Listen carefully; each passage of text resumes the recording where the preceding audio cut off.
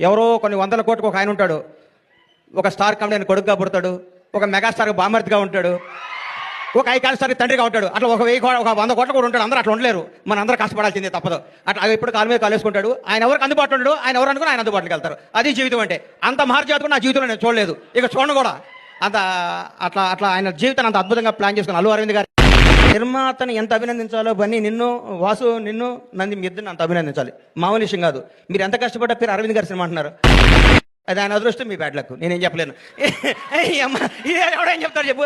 ఆయన ఏమీ చేయరు. లాస్ట్ మినిట్లో వస్తారు అంటారు, పేరు కొట్టేస్తారు. ఆయన జాతకం అట్లాంటిది, మనం ఏం చేయలేం దానికి. రక్త క్రీమిని బయటికి లాగి అందరు టీం అంతా చేసినాక లాస్ట్ మినిట్లో వచ్చి నవ్వుతూ అని అరవింద్ గారు కూడా ఈ సందర్భంగా కృతజ్ఞత తెలియజేస్తున్నాను. నవ్వకండి సార్, వాస్తవం సార్. మీ షర్టు నలగదు, మీ మనసు నలగదు, మీ హెయిర్ స్టైల్ మాలదు, మీరు మాత్రం డబ్బు సంపాదిస్తుంటారు. అది మీ అదృష్టం, దానికి ఎవడేం చేయలేడు.